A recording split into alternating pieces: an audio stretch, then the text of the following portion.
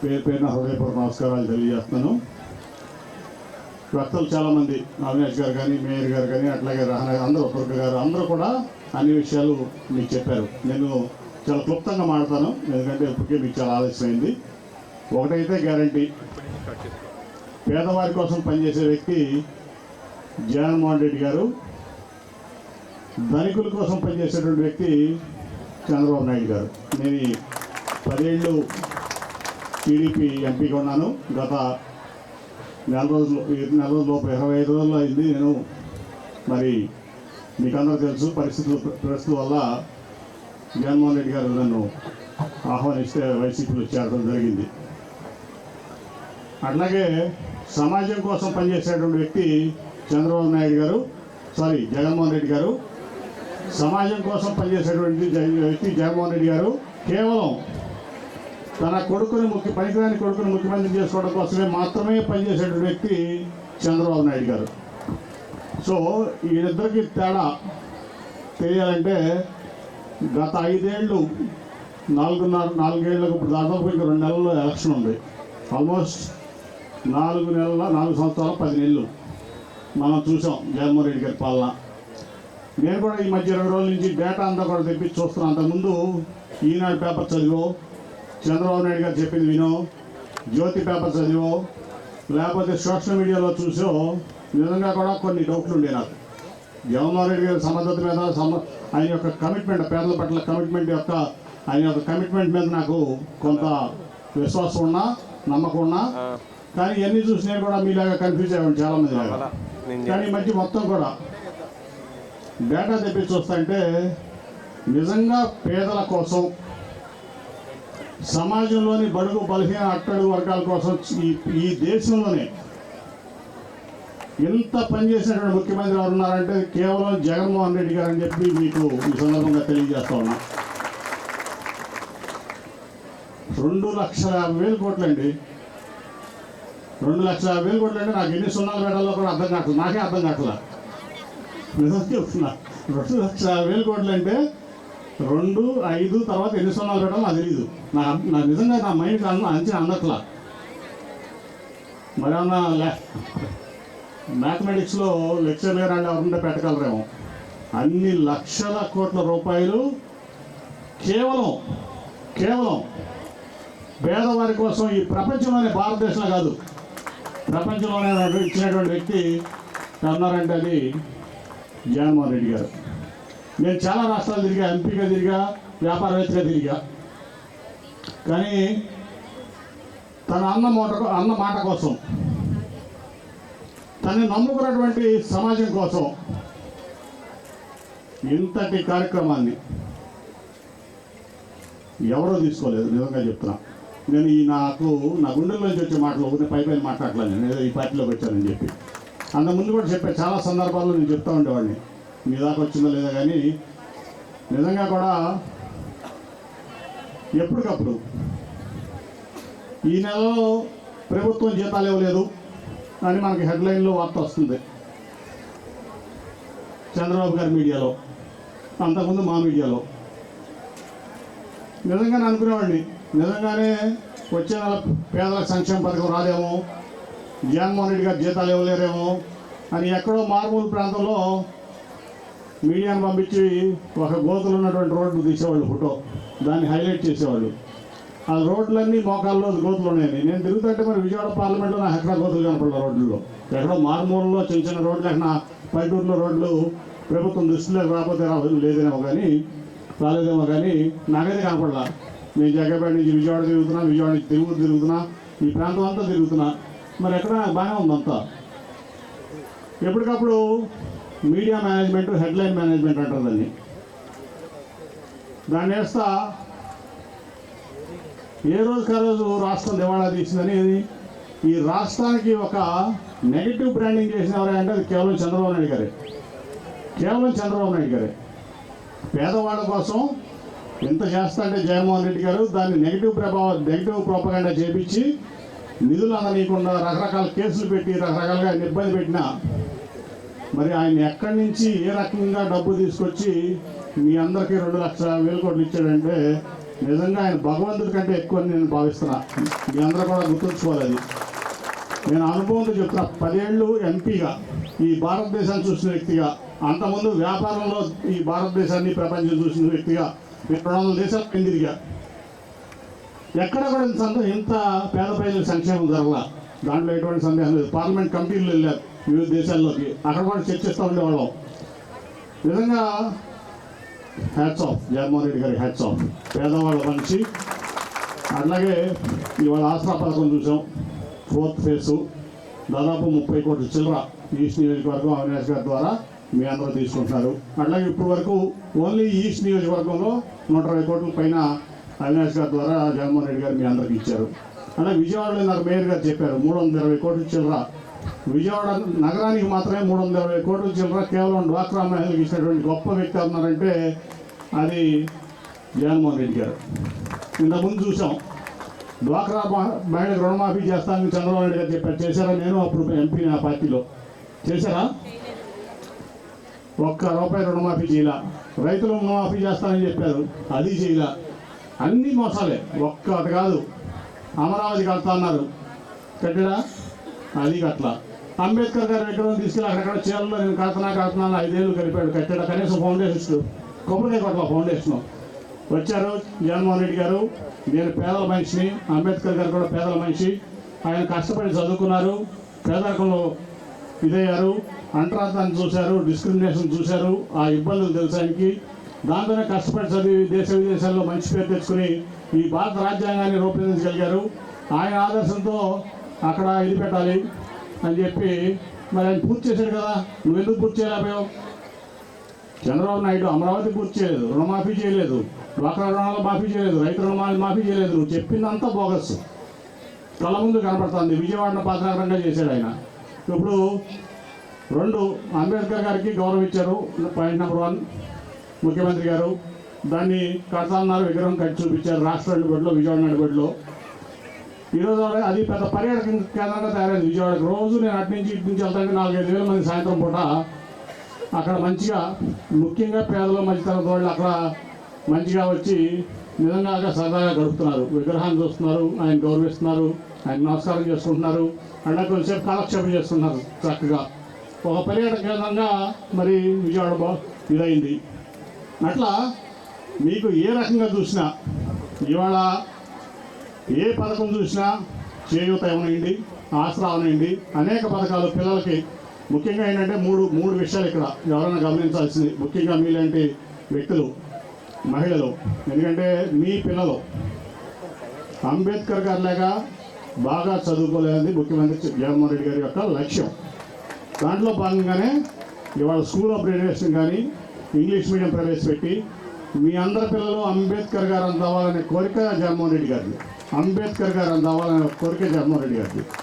అట్లాగే మీ అందరూ ఆరోగ్యం రాజశేఖర రెడ్డి గారి యొక్క ఆదర్శంలో భాగంగా, ఆయన ఐడియాలజీలో భాగంగా ఆరోగ్యశ్రీ కంటే కూడా బాగా ఇవాళ 25 లక్షల రూపాయలు ట్రీట్మెంట్లు మీకు అందజేస్తానంటే ఈ దేశంలోనే ఏ రాష్ట్ర ప్రభుత్వం కూడా మీ ఆరోగ్య సంగతి పట్టించుకోలేదు. అలాగే మీలాంటి వ్యక్తులందరూ కూడా పేదవాళ్ళు బాగుండాలంటే, మీరు బాగుంటేనే సమాజం బాగుంటుందని చెప్పి 2,50,000 కోట్ల రూపాయలు మీ లైఫ్ స్టైల్ చేంజెస్ కోసం, మీకోసం, మీ పిల్లల కోసం, మీ కుటుంబాల కోసం వేసినటువంటి వ్యక్తి జగన్మోహన్ రెడ్డి గారు. అలాగే ఆయన బాటలో ఇవాళ అవినాష్ గారు 11 సంవత్సరాలు ఇప్పుడు అవినాష్ రాజకీయాల్లోకి వచ్చి ఏ ఒక్క పదవి చేయలేదు. పోటీ చేసినా కూడా మరి వాళ్ళ వరకు ఎంపీ చేయాల, ఎమ్మెల్యే చేయాల. మరి జగన్మోహన్ రెడ్డి గారి పార్టీలో చేరిన తర్వాత ఈ ప్రాంతాన్ని ఒక ఎమ్మెల్యే కంటే ఎక్కువ బాగు చేసేటువంటి వ్యక్తి ఎవరున్నారంటే అది అవినాష్. అవునా కదా? మీరు చూస్తున్నారా? ఒప్పుకుంటారు. అది 11 ఏళ్ళు అయింది. ఎవరు కూడా రాజకీయాల్లో పెట్టి పారిపోతారు అంత సుదీర్ఘ కాలంలో. కానీ దేవినేని నెహ్రూ గారికి ఆయనకి ఒకటే నేర్పించాడు. అన్న నందమూరి తారక రామారావు ఐడియాలజీని దేవినేని నెహ్రూ గారు ఫాలో అయ్యేవాళ్ళు. ఆయన కోసం అందరూ ఆయన విడిచిపెట్టి వెళ్ళిపోయినా లేదు, నేను అన్నగారితోనే ఉండాలి, ఆయన నాకు ఒక రాజకీయ జీవితం ఇచ్చాడని చెప్పి నిలబడినటువంటి ఏకైక వ్యక్తి ఈ ప్రాంతంలో దేవినేని నెహ్రూ గారు. దానికోసం ఆయన రాజకీయ జీవితంలో కూడా ఇబ్బంది పడ్డాడు. ఆయన ఇబ్బంది పడ్డాడు కానీ ఎప్పుడు కూడా ఆయన ఐడియాలజీని ఆయన విడవలా. మరి ఆయన బాటలో ఆయన కొడుకుగా మరి అవినాష్ గారు 11 ఏళ్ళ నుంచి మీకు సేవ చేస్తున్నాడు. 11 ఏళ్ళమ్మా తన రాజకీయాల్లోకి వచ్చి సేవ చేస్తున్నారు. పొద్దు నుంచి సాయంత్రం వరకు నా పేద ప్రజలు, మా నాన్నగారు ఎప్పుడు కూడా పేదల్ని ఆదుకోమన్నారు. అలాగే మా జగన్మోహన్ రెడ్డి గారు కూడా అదే చెప్తారు అని చెప్పి ఇవాళ మీకు ఈ కృష్ణలంక కట్ట ప్రాంతంలో ఎవరున్నారా ఉన్నారమ్మా? ఇక్కడ చేతులు ఎత్తండి. ఉన్నారా? మీకు రిటైనింగ్ వాళ్ళు కట్టారా? అంతకుముందు వరదలు నేను కూడా తిరిగా. వరదలు వస్తే కృష్ణానది నేను గద్దె రామోహన్ వస్తే అంతా రోడ్డు మీదకి వచ్చే కట్ట మీద రోడ్డు మీదకి వచ్చి మంచాలు వేస్తున్నారు ఆ రోజున. వరద నీళ్ళు ఇళ్ళు మునిగిపోయినప్పుడు ఆ రీటైనింగ్ వాళ్ళు ముఖ్యమంత్రి గారితో చెప్పి 350 కోట్లు తీసుకొచ్చి వాళ్ళ రీటైనింగ్ పరిస్థితి వాళ్ళు పూర్తి చేసినటువంటి సమర్థుడు దేవినేని అవినాష్. అంటే నేను చెప్పేది ఎందుకంటే తను ఒక ఎంపీ కాదు, ఒక ఎమ్మెల్యే కాదు, కానీ మీ పట్ల, పేద ప్రజల పట్ల, ఈ ప్రాంతం పట్ల కమిట్మెంట్ ఉన్న వ్యక్తిగా జగన్మోహన్ రెడ్డి గారు ఇంత సంక్షేమం చేస్తున్నారు. ఆ సంక్షేమ పథకాలు మీకు అందేటట్లు చూస్తూ, అట్లాగే ఒక పక్క ఈ ప్రాంత అభివృద్ధి కోసం మరి 300 కోట్లు రీటైనింగ్ వాళ్ళ కోసం తీసుకొచ్చారు. రీటైనింగ్ వాళ్ళు పూర్తి చేసినటువంటి సమర్థుడు దేవినేని అవినాష్ గారు. అట్లాగే నేను చూసా విజయవాడ ఈస్ట్లో కొన్ని ప్రాంతాల్లో చాలా రోడ్లన్నీ కూడా ఆ మధ్య అందరూ అనేవాళ్ళు జగన్మోహన్ రెడ్డి గారు అభివృద్ధి చేయట్లేదు అంటే నేను నమ్మేవాడిని. నేను మహానాడు రోడ్డు, అట్లాగే వెటనరీ కాలనీ, ఆ కాలనీలను తిరుగుతున్న రోడ్లన్నీ చక్కగా బాగు చేసి పక్కన పేమెంట్లు కూడా వేసి ఉన్నాయి. ఎవరు చేశారంటే అందరూ ఆ కాలనీల్లో అవినాష్ ఇన్ఛార్జ్ నాకు తూర్పులో మొత్తం రోడ్లన్నీ వేసాడు, పేమెంట్లు చేశాడు, డ్రైనేజ్ చేశాడు. ఏ పని అడిగినా సరే వెంటనే ముఖ్యమంత్రి గారి దగ్గరికి వెళ్ళి ఒక రోజులో శాంక్షన్ చేయించుకొని పని చేస్తానని చెప్తే నాకు నిజంగా ఆనందపడ్డాను. నేను దేవినేని నెహ్రూ గారి కొడుకు ఇంత సమర్థుడయ్యాడు, ఇంత ప్రజల కోసం పనిచేస్తానంటే నేను ఆనందపడ్డా. అట్లాగే మా ఆఫీస్ రోడ్డు కూడా మహానాడు రోడ్లో మా వాళ్ళు వచ్చి ఆ రోడ్డు బాగాలేదు అసలు వేయలేదంటే నన్ను అడుగుతారు, ఎందుకు ఈ రోడ్లన్నీ అవినాష్ గారు చేసింది, మీరు వెళ్ళి అవినాష్ అడిగి ఉంటే నా ఆఫీస్ రోడ్డు కూడా నేను టీడీపీ ఎంపీ ఉన్నప్పుడు వేయించింది అవినాషే. కాబట్టి నేను చెప్పేది ఏంటంటే లబ్బిపేటలో సాగి అనేకం ఇప్పుడు అట్లాగే విజయవాడ ఆటనార్లో ఎప్పటి నుంచో వాటర్ తాగునీటి ఫెసిలిటీ ప్రాబ్లం ఉంటే గత 5 ఏళ్ళు నేను చేయలేకపోయాం, గద్దె రామోహన్ చేయలేకపోయాడు. మేము ప్రభుత్వంలో ఉండి ఆటనార్ ఐలా ప్రతినిధులు అందరూ మా దగ్గరికి వచ్చినప్పుడు సరే నా ఫండ్స్ నుంచి 2.5 కోట్లు ఇచ్చాను. తర్వాత ఐలా ఫండ్స్ నుంచి అవినాష్ 1 కోటి రూపాయలు ఇచ్చి దానికి ముందుకు తీసుకెళ్తే ఇప్పుడు దాదాపు 40 ఏళ్ళ నుంచి అక్కడ తాగునీటి సమస్య లేదు. దానికి అవినాష్ ఆటోనగర్లో దాదాపు 1,00,000 మంది పనిచేస్తారు. ఆ సమస్యకు కూడా నేను 2.5 కోట్లు ఇస్తే తను 1 కోటి రూపాయలు ఐలా నుంచి ఇప్పించి అది అమ్మడే నిర్మాణం పూర్తి చేపిస్తే నేను, మేయర్ గారు, అవినాష్, మన డిప్యూటీ మేయర్ గారు అందరూ వెళ్ళి దాన్ని ఓపెన్ చేయించాం. ఆ ఓపెన్ చేపిస్తే నా మీద ఒక సోషల్ మీడియా మెసేజ్ పెట్టించారు, పోస్ట్ పెట్టించారు. మా పాత పార్టీ టీడీపీ కూడా అలవాటు నాకు తెలిసాయన్నీ.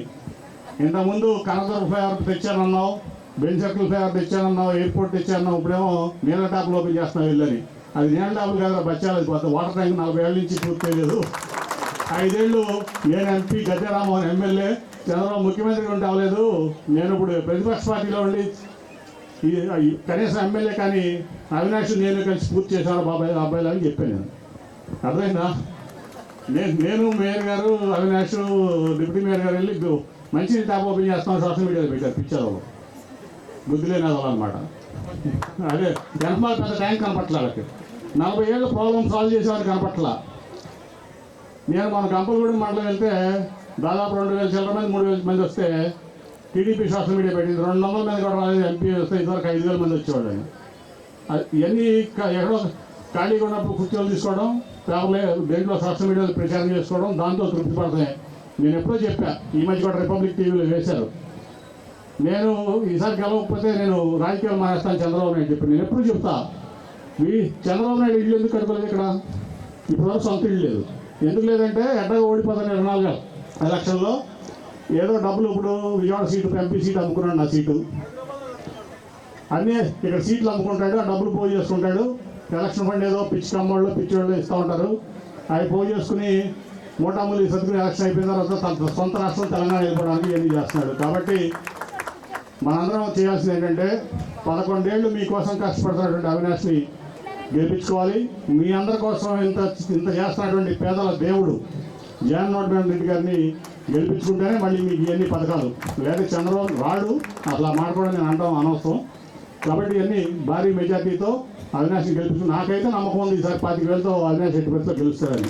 దాంట్లో నాకైతే ఎటువంటి సందేహం కనపట్ల. రికార్డు సృష్టిస్తాడు ఈసారి. అంటే పాపం ఇక్కడ స్థానిక ఎమ్మెల్యే 10 ఏళ్ళు, అంటే నేను ఎంపీగా ఉన్నప్పుడే 2 సార్లు గెలిచాడు ఆయన. 2004లో ఓడిపోయాడు, 2009లో ఓడిపోయాడు. అప్పుడు నేను ఎంపీ అభ్యర్థి కాదు, నేను ఉంటేనే గెలుస్తాడు ఆయన. 2014లో నేను ఉంటేనే గెలిచాడు, 2019లో నేను ఉంటే గెలిచాడు. ఇంకోటి చెప్పాలి, 2009లో ఆయన సీట్ ఎగ్గొడతాం అనుకున్నాడు చంద్రబాబు నాయుడు. నేను వెళ్ళిపోతాడు, 2009లో సీట్ ఇప్పించాను. 2014లో ఎన్ఎంసీ రవికిద్దాం అంటే కాదండి ఇంకేమన్నా ఆల్రెడీ 10 మీకు అవసరం నెలలు కష్టపడ్డాడు, మీకు ఇండిపెండెంట్, నేను సీట్ ఇప్పించా. 2 సార్లు గెలిచాడు. ఇప్పుడు నేను ఉంటేనే గెలిచాడు. ఇప్పుడు నాకు మెజార్టీ వచ్చింది. నేను లేకపోతే జీరో, నేను లేకపోతే ఈ జీరో. ఆయన ఎక్కడో గన్నవరం నుంచి వచ్చాడు, 2 సార్లు ఓడిపోయాడు. ఇక్కడ ఏదో మా నాని ఉన్నాడనో ఏదో అభిమానంతో వేశారు. ఈసారి నాని నా అవసరం లేదు, నా అప్పుడు లేకపోతే గెలుస్తాడు జగన్మోహన్ రెడ్డి గారి యొక్క ఆశీస్సులతో. కానీ ఇప్పుడు మేమిద్దరం ఉన్నాం, 25,000తో ఖచ్చితంగా అవినాష్ గెలుస్తాడు, దాంట్లో ఎటువంటి డౌట్ లేదు. తన జీవితాన్ని నెహ్రూ గారి పట్ల మీకోసం అంకితం చేశాడు. అవినాష్ని మీరందరూ ఆశీర్వదించాలి, జగన్మోహన్ రెడ్డి గారిని ఆశీర్వదించాలి. మీరందరూ బాగుండాలంటే ఓన్లీ జగన్మోహన్ రెడ్డి గారు ఈ దేశంలో కరెక్ట్ అయిన వ్యక్తి, ముఖ్యమంత్రిగా ఆంధ్రప్రదేశ్. ఇంకెవరు కూడా చేయలేరు. ఆటోమేటిక్గా డెవలప్మెంట్ మీ అందరూ ఆనందంగా సంతోషంగా ఆరోగ్యకరంగా ఉంటే రాష్ట్ర అభివృద్ధి నెక్స్ట్ అదే వస్తుంది. ఏ రాష్ట్రం కూడా మన అభివృద్ధిలో నెక్స్ట్ 24 నుంచి 29 వరకు ఏ రాష్ట్రం కూడా మనం తట్టుకోలేదు. మీరు నమ్మడం నన్ను. ఒక బిజినెస్ మ్యాన్గా ఒక రకరకాలైనటువంటి బిజినెస్ సైకిల్స్ చూసినటువంటి వ్యక్తిగా, ఆర్థిక సైకిల్స్ చూసిన వ్యక్తిగా చెప్తున్నా. ఈ 4-5 ఏళ్ళు కరోనా వల్ల కొంచెం డబ్బులు ఇబ్బంది అయినా ఎక్కడి నుంచి అయినా తెచ్చి పథకాలు పూర్తి చేశాడు. నెక్స్ట్ మీ అందరూ సంతోషంగా ఆరోగ్యంగా హ్యాపీగా ఉంటే అభివృద్ధి అదే బ్రహ్మాండంగా చేస్తారైనా నాకు ఎటువంటి సందేహం లేదు. కాబట్టి మీరందరూ కూడా గుర్తుంచుకుంటే, ఎందుకంటే ఎలక్షన్ 2 monthsలో ఉంది, మీరందరూ గుర్తుంచుకుని ఆయన జగన్మోహన్ రెడ్డి గారిని ఆశీర్వదించాలని నేను మేమందరికీ కూడా మీ అందరినీ కోరుకుంటూ నేను ఈ అవకాశం ఇచ్చినందుకు కృతజ్ఞతలు తెలియజేస్తున్నాను. Thank you.